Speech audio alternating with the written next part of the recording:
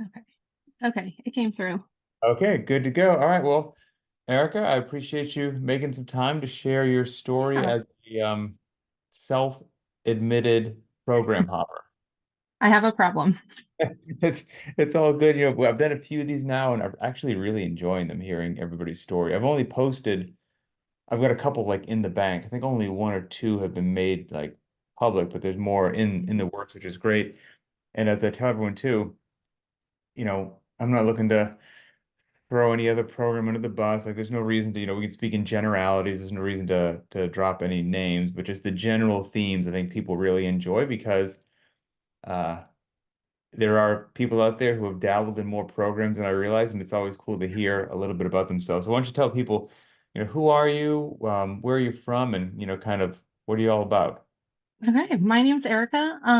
Right now I am living in Florida in the Panhandle, right below Alabama. Did you Um, guys just get rocked by the storm? so thankfully we were far enough west that we did not get hit. But like 100 miles east of us, they were the ones that got badly damaged. Oh my goodness, it So looks yeah. insane. And there's still like the death toll still rising. Like it's been rough. So Yeah, I've got some friends, specifically in North Carolina, that sent me photos of their homes, their driveways, their front yards. I mean, it looks like a bomb went off. and we were very blessed because we were originally in the path, but we were out. So that's Wow. good. Wow. Well, Yeah. I'm very glad to hear that for you and your family. Yeah, thank you. But right now I teach third grade at a little private Christian school. And I've been doing this is my second year here, but my sixth year teaching. So, and I have two kids. My husband's military, so we move a lot. We're actually gearing up to get ready to go to San Antonio next year. Is that a destination that makes you smile or frown? Um, I'm tired of being hot. I grew up in the north in Pennsylvania, so we had seasons and I miss seasons. Yeah. But San Antonio is very nice. There's a lot to do. Um, so I'm excited for that aspect. How has Florida treated you? Um, if you like the beach, it's wonderful. Okay.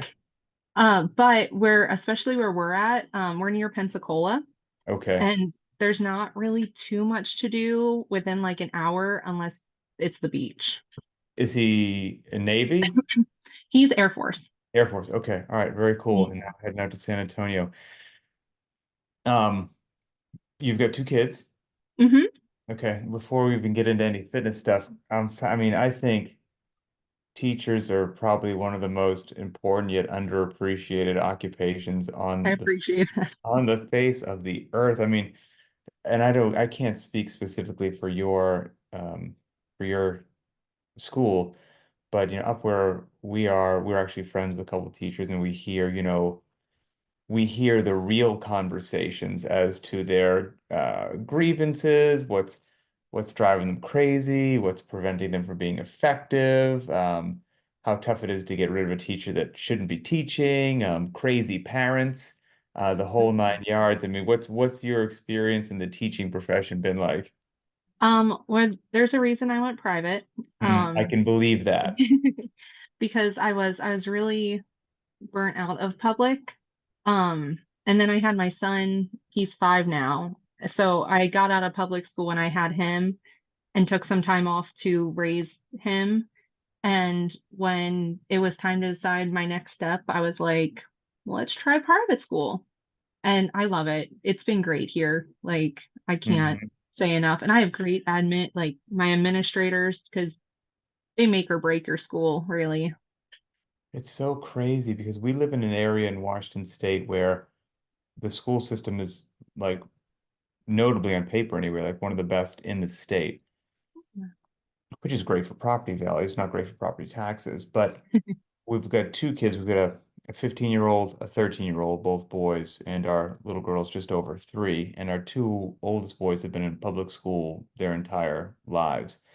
And, these highly rated schools. And man, for the first time ever, we're contemplating thinking about sending our daughter to private school because just over the course of all the years that have gone by, and this is in a good school district, like the stories that our sons come home with as to, I guess, just like the level of disruption that's permitted in the class. I Yeah. feel like they're lying to me or exaggerating. And then we'll talk to some other parent that will confirm their kid said the same. And I'm like, from outbursts to like having to clear classrooms to some of the ways I hear like kids are addressing teachers. And I'm like, this can't be real life. It's not even possible. And then I hear that it is. I'm like, I wonder if we're going to wind up sending our daughter to a private school because that's just nonsense. Oh yeah, it's everywhere. Like even at our private school, you still have the few that like will push all the limits, push all the boundaries, and then the parents argue with you, and it's like, Well, I was okay. going to say, and then, this kid who's a lunatic in class for whatever particular reason, and my wife actually trains a couple teachers, so we definitely get the real scoop on several things. And anytime, basically every time something like that happens, I don't think I've ever heard the teacher say, yes, so we reached out to the parent, and the parent said, I'm so sorry. It's totally my fault. We know that little Johnny's a handful, and this isn't Oh shocking yeah. to us at all. She said, like, it's always like, this must have been something that you did as the teacher. This must have, like, it's never the parents' fault, and it's never the kid's fault. I'm like, are you kidding me? Like, that seems like a really weird conclusion to draw? Mm-hmm. But It's oh, never the so kid. anyway, we'll see. We're kind of dealing with that right now. So okay, so you're in teaching and married, a couple kids, moving around, so trying to juggle all of that and still stay healthy and fit. So what's that Right. journey been like? Do you want me to just to start at the beginning? Sure, yeah. So we got to Florida in January of 2021. Okay. Um, and I hate to say I've always been relatively fit. I was always overweight, but I always lifted weights. Like I always felt like I could hold my own. Okay. Um, I did color guard in high school and college some, and I ran like the 20-year-old things. Yeah, sure. Um, but after having my son and like COVID hit right after he was born, so I gained probably around 100 pounds. Um, so when we moved to Florida in 2021, I was 300 pounds. Um, Wow. Can I ask you a question about that? And this is from pure just curiosity. yeah. Like I'm not trying to overstep any bounds, like genuinely curious. What what I guess for lack of a better way to say it, I don't say allowed it, but like what allowed it to get to 100, right? Because I'm sure at like 20 you were like, oh, things are getting kind of not where I want, and then it's 40, and that's got to be remarkably noticeable, and then it's 60, and like then all of a sudden it's 100. Like what could you, for somebody who hasn't been through that process, because I hear it regularly, but nobody's ever walked me through it. What is that? Like walk me through that a little bit. So for me, do you mind if I use like actual weights? Whatever you want. Like, Yeah, go ahead. okay. So I was 200 pounds when I had my daughter. Okay. Um, and I lost like all the baby weight right away. She was born. I was back to, I think I was a size 12. Like I was happy. Everything Okay. was good. And then I think I was like 225. So like you said, that 20 pounds, you're just like, oh, it's 20 pounds. It'll be Hmm. fine. And when I got pregnant with my son, and after I had him, I stayed around 250. Um, Gotcha. and to be honest, part of it was a mixture of stretchy pants and not really noticing. Hmm. Um, so I didn't really notice. Like I was 250, I was happy. And then COVID really closed down our parks. Like I wasn't walking with them. I wasn't doing as much. So I got up to 275 and I was like, okay, I'm feeling it. My husband and we invested in like a Rogue squat rack. Like we have a whole setup, Echo bike. We went all out, but I noticed it, but I didn't feel it. Like, and honestly, I didn't feel that much different at that Interesting. Yeah, point. I find that fascinating. Okay, that's Yeah. fascinating. like body shape wise, everything. And my husband, like, he never said anything, so I was just like going along.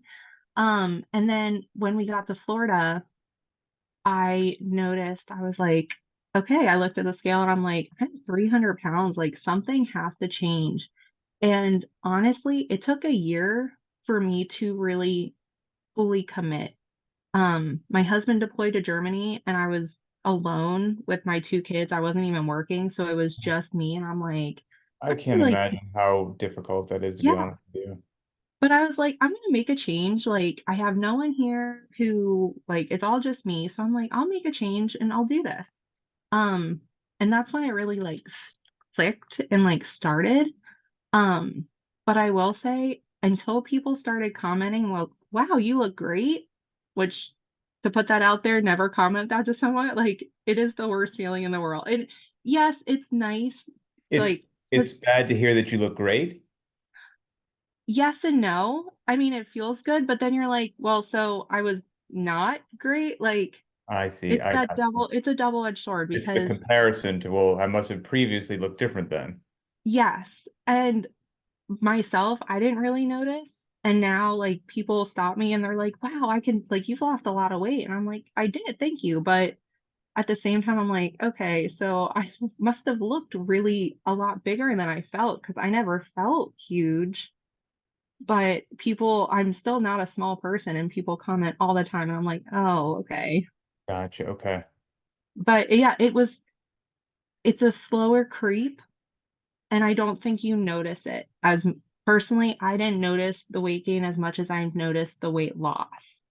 For the gain, do you think it was um, caloric consumption staying the same and activity being significantly reduced, or do you think it was a significant reduction in activity and, noticing it or not, an increase in caloric intake? I'd say increase in caloric intake. Okay. Um, I I've been a stress eater my entire life, I and love it food, by the way. yeah, I was Love it. gonna say, and I'm a baker. I love to bake.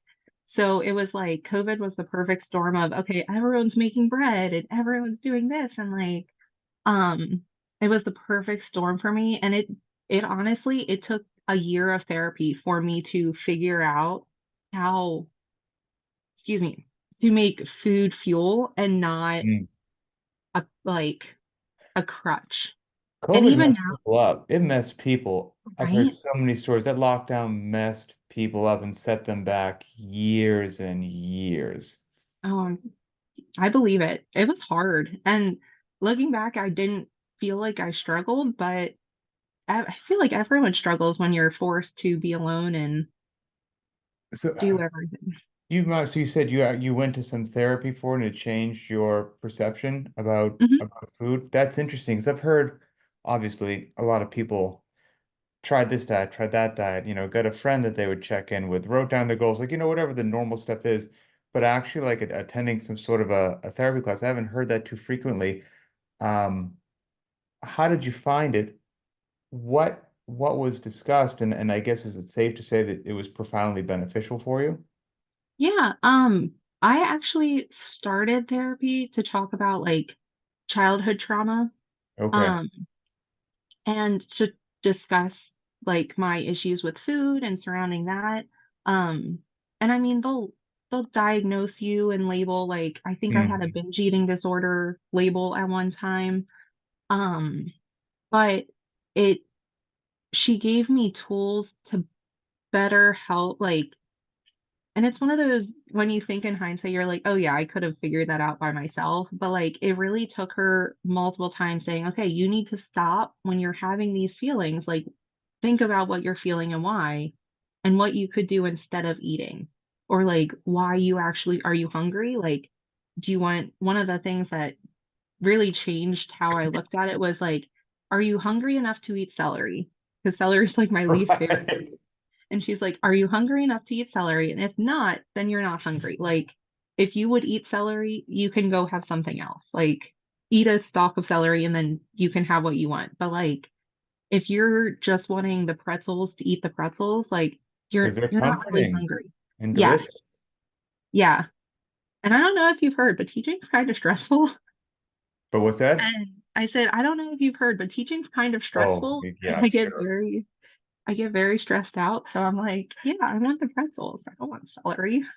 So did that, you said you heard it several times and then it switched. Was that kind of the phrase or the comparison in your head, like this the celery thing that made that switch that you had this simple tool now and you felt that way, you're like, yeah, but no, I don't want to stock a celery, so I guess I'll do something else.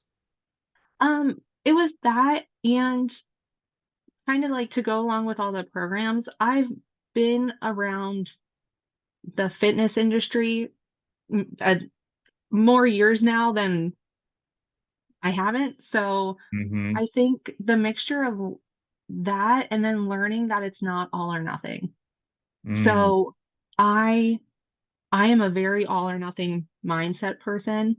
And so when I do have a piece of cake or something, it's like, okay, well, my whole day's shot. Let's just have two more. Like, I'm with you on um, that, actually, believe it or not. I really am.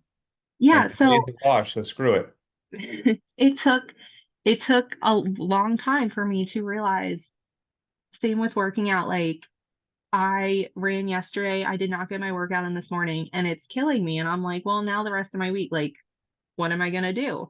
And it takes a lot for me to step back and say, okay, this wasn't a good meal, this wasn't a good day. We're starting fresh tomorrow and it'll be okay. Like it's more about Mm-hmm. the consistency. Um, and 100%. n- I'm not, but I use Macro Factor Mm-hmm. to track and everything, and they have like a weight. You can see your weight and everything, and that's really helped me because even though some days, some weeks, weight stays the same, like nothing changes, sometimes I go up, but to see the downward trajectory over the course of so long really Mm-hmm. helps me mentally, like because you get on the scale one day and you're 2 pounds heavier and you're Sure. discouraged and um but seeing like when I first started, I would weigh myself religiously every morning. Like I have like probably at least 400 data points of my first year of when I was trying to lose weight. And it really shows. And now I'm more comfortable. And like I said, shift, mindset shift, Mm-hmm. with everything. And I don't weigh myself as religiously. I still try to track my food, but I don't use the scale as often as I did Okay. when I started. But I do still try to get my protein, get my veggies, and go from there. Losing almost 100 pounds, you said since, or as we record this, what it's October 2024, you said since July of 2022, losing just about 100 pounds. Hmm. That's an amazing amount of weight. I mean, there are people that struggle to knock 5 pounds down and then, or they lose it, they gain it back. I mean, Yeah. to get down 100 pounds, that's so incredible. And I know there's, especially in America, there's tons of people that this is going to resonate with who have a very similar goal. And so that, are you hungry enough to eat a stalk of celery, for example? Like that's a good thing as well. But I have to assume that on top of that, there are some other changes you made, either what's in your refrigerator or, quantity or whatever that have gotten you to where you are currently. For people who would love to be on a similar path, can you share what else worked for you? Oh yeah. So and this was another thing we talked about in therapy was I had a very strict mindset about wasting food. Hmm. So, I mean, as someone with kids, you understand that they won't eat. Like you I make them a plate, yeah, and they won't eat. And that killed me, like the wastefulness of it. frustrated. Yes.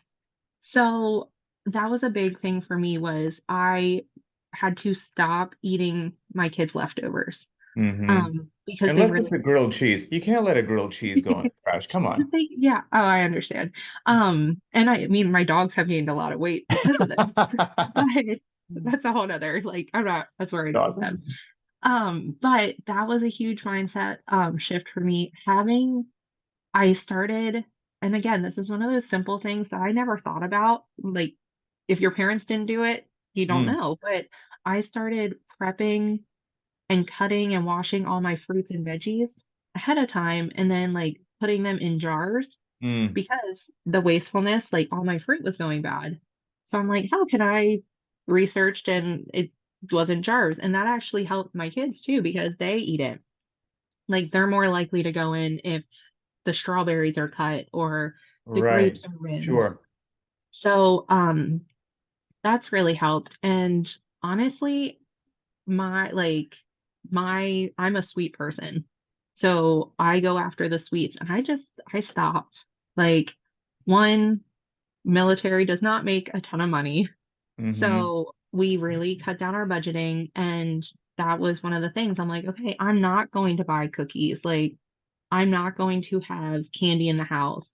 And I know some people always suggest like, oh, if you have one Hershey Kiss, like you'll be okay. And that it just didn't work for me. And That it doesn't works work for for me either. yeah, it It works for wakes up some the little people. monster in me. Right. And it's sitting there. And I'm like, if I know it's there, I'm gonna eat it. So the I will say the most I have is chocolate chips because Hmm. I do still bake.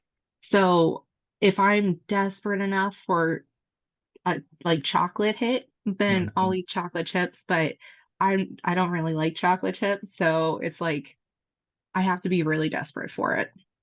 Good for you. Wow. I mean, that's incredibly, incredibly impressive. And you're obviously a very dedicated and disciplined person to just to have achieved that. So, I mean, huge, huge congrats to you. And obviously what you're doing, like the metric is if what you're doing works, then it Right. works. And so this may not work for person B or C, but it's working for you. So good on you. Yeah. One of the things I found interesting when you gave me a little bit of your backstory was even like before the CrossFit programs, and maybe you hopped around that for a lot of years you did the Beachbody program, which I think Hmm. I remember seeing on TV, like the infomercials and stuff like that. Yeah. But I don't know if I've ever That's where spoken I to got it. somebody who did it. So what's a like a Beachbody routine like? So I remember it was very vividly in college because my roommate and that was $100 was I think what we paid. And I remember thinking that was a ton of money. And you Hmm. got like 10 DVDs because there were still DVDs. Oh yeah. So it was hit. At the Okay. end of the day, it was very high intensity Weights or intervals. no weights? No weights. It was all Okay. body weight. Okay. I think you could introduce weights, but it was a lot of burpees. It was a lot of like air squats, Okay. jumps. Gotcha. Um, and it was Sean T was his name. And it was fun. And like we would do it together. And so that was my first like introduction. And I didn't finish. It was, it wasn't P90X. It was Insanity. It was called Yes, I Insanity. remember that too. Okay, Insanity. Yep. Yeah. So Great we had names. hurdles, Beachbody's a great name. Insanity's a great name. right? And like the whole business that back then that was huge. Like they did a great, their market person They was, did. it was great. And then I did the more, I hate to say like feminine version, but Uh-huh. it was Oh yeah, some the of it was 20, definitely geared towards women for sure. yeah, I did the 21 day fix, which also included a diet. And that I didn't really follow the diet as much, but I did like the workouts because they were lower intensity, but Okay. they had weights. Okay. And I love I love weights. It's just like what I prefer. So I think that was more my speed. And I did that often. Like I loved the 21 day fix. Okay. Um, but and then I dabbled after I had my daughter, I did like the dance workouts. Yep. And that's when they went to more of like the Netflix almost. Like Mhm. you would just find a workout on their plan on the screen, and you did that day. So yeah, I did a lot of videos. Okay. But hey, you're out there moving, Oh and yeah, you're doing burpees and air squats and other things. I mean, that's not nothing. That's going to move the needle. That's right. cool. So you did that for quite a while. Hmm. And eventually you got the Echo bike and the squat rack and you started dabbling in CrossFit. So bring Yeah. us up to the what did the CrossFit dabbling look like? So it was the 2020 games. where there were only five. Like that's when I fell in love with it. I thought it was the coolest thing. And I mean, there were CrossFit, there were boxes in where I went to school at college. Okay. So I'd heard of it, I've seen it, but I never really fully understood it. And I don't even remember why, but we were watching the 2020 games and I'm like, this is cool. And we already had like the Rogue set up, because military bases, they have all that stuff Hmm. there. Um, so we got into that and yeah, I did like the main site workouts for a while. Okay. And then I it was mostly like echo bike stuff and keeping it because we at the time we were in Virginia and it was cold and all of our stuff was out in like an outside shack and there were snake. It was not. So I Wasn't gonna was like, work. I can't, yeah. I was like, I can't do this. And then when we moved here to Florida, it was a little better. It's just hot now, so but you get used to that. And then we got a rower here Mm. and we got a box and just like other little random stuff. That'll do it. And Yeah. then you eventually attended a gym in person, right? Uh-huh. It was for my birthday, so it was at the end of March. And I told my husband, I'm like, that's all I really want. And we did like 3 or 4 weeks of their on-ramp training. Um, but at the time I wasn't working and we just couldn't afford it. It was $150 for one person, and we just didn't have the money to swing it. But they focused a lot on weightlifting. Hmm. So it got me really into the weightlifting aspect and helped like that month really helped refine my form and help me figure that out. They were talking your language with the barbell. Yeah, oh yeah, oh yeah. I remember the first workout we did was a run and I was like, yeah, I'm never coming back. And Like, I'm out. yeah.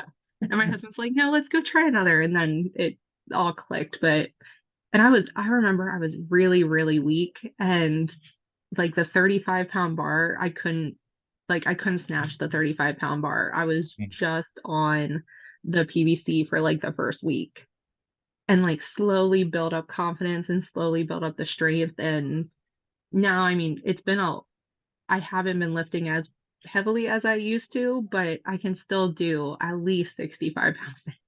That's And awesome. Good. Yeah, that's fantastic. You built that up. So yeah, that wound up being a bit just not cost effective for you. And then so began the trying of, let's just say, several well-known online programs. yes. What, there was three or four that you mentioned in your email. What made you go from one to the other? Why did it lose a certain appeal or something else? The shiny object caught your attention. Then I guess after those, what made you land on Linchpin? So I did a lot of research, and I hate to say research, but it was mostly like Reddit searching and figuring that stuff out. Cost comparison, what Mm. I wanted.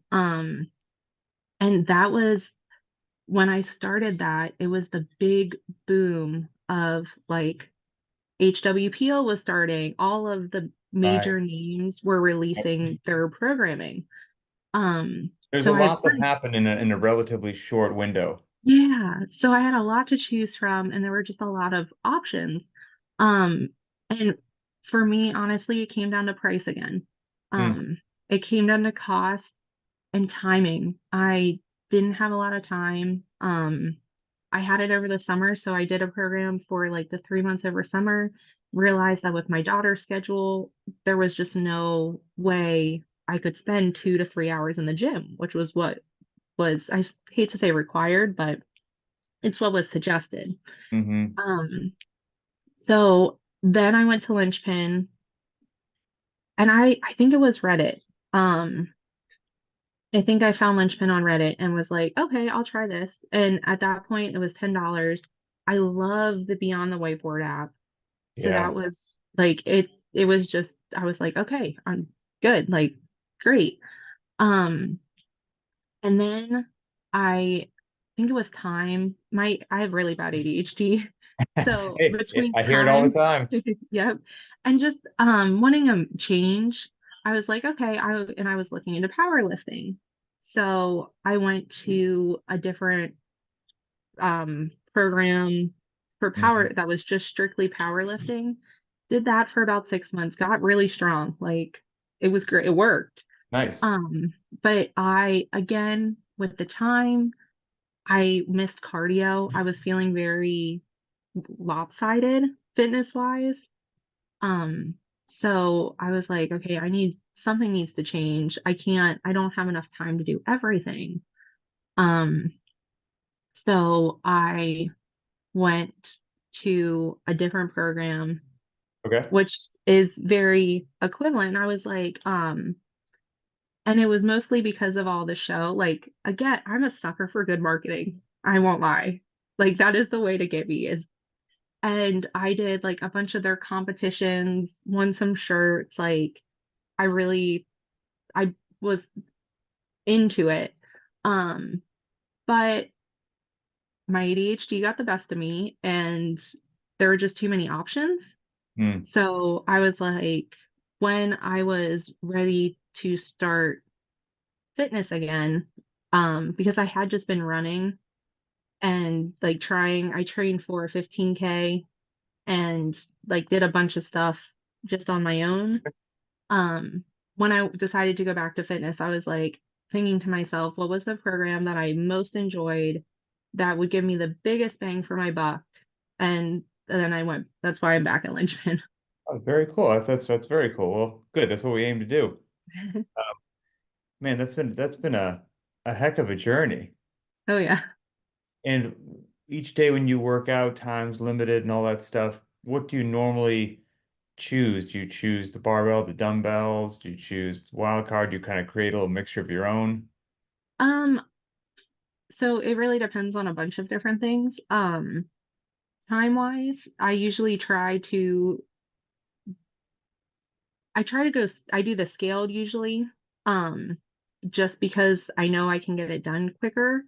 And because lately I haven't been pushing myself very hard. So, and I'll be completely honest, um, between that and like gearing up for moving and doing all that, I'm the sure. barbell hasn't been as out just because we're like tight on space. So I have been Hmm. going more dumbbell. We have some kettlebells, but we only have two and they're different sizes. So like my kettlebell work's limited. Um, but if I really want to Dumbbells will mix get it it up, done. You're not going to be shortchanged with those dumbbells. I know. So I do that. We also have my husband has like a 50-pound sandbag Oh, that's awesome. like the long one. So if I have time, I'll go ruck or like take the dogs for a walk or something with that, which is fun. But yeah, I try to do the scaled and then I try to get at least one or two accessory pieces, but it depends on how late I stayed in bed and Yes. like what the kids are doing and things like that. Good for you. I mean, I'm extraordinarily just impressed by your story, quite frankly. I mean, from working to the school teacher to kids to the military to moving to the lockdown to weight gain to then not letting it just be that way for the rest of your life and like taking a stand and fighting it back and now get like pretty awesome. Like that's a lot you got going on, and a lot of it, former military myself, I mean, is done in less than ideal conditions. A spouse could be away, and you got everything on your plate. Not a lot on your plate, everything on your plate. I mean, Yeah. that's impressive.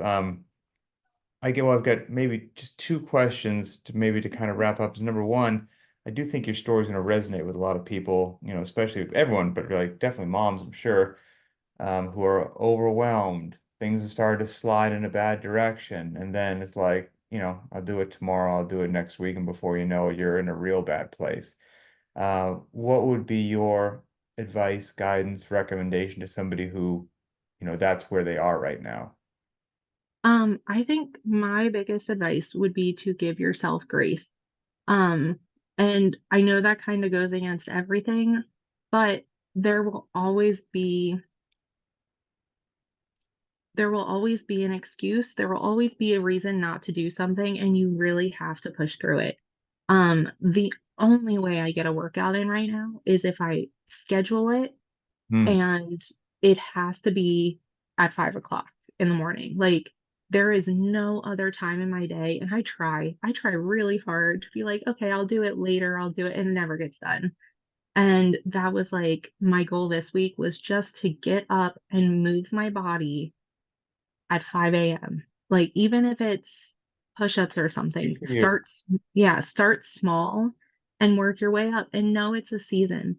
Like, there are times I had all summer and I had great long workout, like I would work out two Hmm. to three times a day. Right. And it's like that was that season. And now I have something from 7 a.m. to 7 p.m. every day. And it's just like I can't unless I have it scheduled and do it at 5 a.m. There's no other time. And that's really what I tell myself. I like because it's hard. I mean, I won't lie. Waking Oh, up that sure. early to get it done is hard. But I tell myself that every day. I'm like, okay, so this is your hard for the day. If you get this done, like you don't have to worry about it. You feel good. Um, as horrible as it is, at least personally, I do feel bad. Like I feel a little guilty if I don't get something done that I told myself I would. And so like if I tell myself I'm going to work out, I know if I don't, I will feel bad. Like Yeah, I will carry that with me as much as that's good. I my, mean, in all honesty, you know, not to go down a tangent, but we can sometimes feel like we're in a weird place in society where everyone just has to be told that everything's okay. And, Mhm, it's okay to like avoid difficult stuff if you don't want to do it. It's like, well, but if avoiding difficult stuff leads to chronic disease, early death, going to the nursing home, like we should be okay with telling people like you don't want to go down those paths. And if you don't want to go down those paths, that's going to mean you have to choose a life of discipline, a life right. of difficult decisions, a life of sacrifice. You'd probably rather be in bed than in the gym at 5 a.m. Yep, These are things that if you want to achieve something, people just don't hand you achievements on a silver platter. right. Like you And got to go out and earn them, you know? yes. And so And I think you're doing great. that's what really like sparked my desire to lose weight was I have really flat feet. I have really bad feet problems and I was in so much pain I couldn't walk. Like Mm, especially in living at the beach with the sand. And the only thing my doctor could do, she's like, you just have to lose weight. Like you're carrying around so much extra weight and it's your feet. Like what do you think is going to help? And I'm like, well, hmm. I guess and it really has like yes, I still have pain and I will always like I'm best friends with my podiatrist and he tells me I'll always have pain, which is fine, but it's more manageable when I'm active. When I'm Of course. sedentary, like and I will be the first like I know it doesn't technically make sense to people, but I'm like the more active I am, the less pain I'm in. I I hear that all the time to the point that I don't care whether or not there's been a study done on it. I believe that to be true. If I hear it Right. once or twice, it's coincidence. After I hear it 700 times, I tend to believe it. Yeah, and it's crazy that people think sitting will make it feel better, and I'm like, that's not The it's the whole, opposite. body Like, in motion stays in motion, movement is yes. medicine, like whatever you want to say. If you don't use the system starts to degrade and deteriorate and get rusty. Like you got to keep using the machine that you're given, to Yeah. keep it functioning. Final question. If you were involved in a competition for $5 million cash prize for baking, what would be the one thing that's your top-notch baking thing? I don't know, I made a killer cheesecake yesterday for my boss's birthday. That sounds Um, incredible. I I love I love cookies and I love macarons especially. And Okay. that's like I've really, really honed in on making the perfect macaron. So I would probably make either a macaron or just a classic chocolate chip cookie because they're my go-tos. I mean, macarons are fantastic. I mean, but Oh, you're right. A classic chocolate chip cookie, if you just knock that out of the park, I mean, oh yeah. that's, quintessential slice of And Americana. you do have to do your research though, because some people like the cake, like the big thick ones, and some Hmm. people like the thin. So it really just depends on who you're actually baking for. I found Yeah. that out the hard way because But if it someone, tastes amazing, it tastes amazing. right? That's what my husband always says. He's like, I'll eat either. It's fine. 100%. Well, Erica, I appreciate you being so open and honest about your story. I Yeah. really enjoyed learning about it. Thank you. And of course, thanks for being a part of Linchpin. Thanks for, in helping motivate and inspire other people. And you got a lot going on in your life. Wish your husband well with his, service in the military. And yeah, I will see you online in the community. Thank you. Have a good day.